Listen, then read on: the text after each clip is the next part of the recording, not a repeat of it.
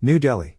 On Wednesday tersely asked Beijing to keep out of the internal affairs of other countries, after China contended that India's unilateral changes to the status of the former state of Jammu and Kashmir were illegal and invalid. As the Pakistan government observed Yaum-e-Istehsal, or a day of exploitation, to protest India's decision last year to scrap Jammu and Kashmir's special status and split it into two union territories, Beijing had also called on New Delhi and Islamabad to resolve the dispute over Kashmir through dialogue and consultations. India's decision on August 5 last year had triggered a strong response from China, mainly because it believed the move would affect its territorial claims in Ladakh region.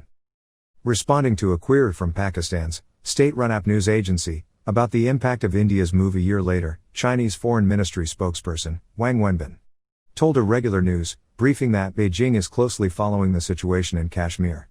He said, "Any unilateral change to the status quo is illegal and invalid.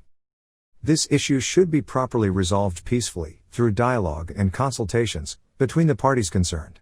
China's position on the Kashmir issue," Wang said, "is clear and consistent." He added, "This issue is a dispute left over from history between Pakistan and India. That is an objective fact as laid out by the UN Charter, UN Security Council resolutions, and the bilateral agreements between Pakistan and India." External Affairs Ministry spokesperson Anurag Srivastava responded to Wang's remarks through a brief statement. "We have noted the comments of the Chinese MFA spokesperson on the Indian Union territory of Jammu and Kashmir. The Chinese side has no locus standi whatsoever on this matter and is advised not to comment on the internal affairs of other nations." Wednesday's developments also came against the backdrop of the months-long India-China border standoff in Ladakh, which has taken bilateral relations to a new low. India has accused China of failing to deliver on commitments to withdraw its troops from friction points along the line of actual control, and asked it to sincerely implement measures for disengagement and de-escalation. Wang described Pakistan and India as neighbors who cannot be moved away.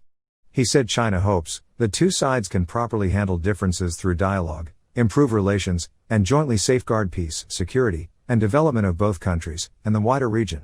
Coexistence serves the fundamental interests of both and the common aspiration of the international community, Wang added. Pakistan on Tuesday released a new political map in which it claimed all of Jammu and Kashmir, Ladakh and parts of Gujarat, a move that India described as an exercise in political absurdity. In August last year, China had described the move to scrap Jammu and Kashmir's special status as unacceptable and urged India to respect Chinese territorial sovereignty and uphold peace and tranquility in the border areas. China had referred to the disputed territory of Aksai Chin, which China controls but India claims as part of the new Union territory of Ladakh.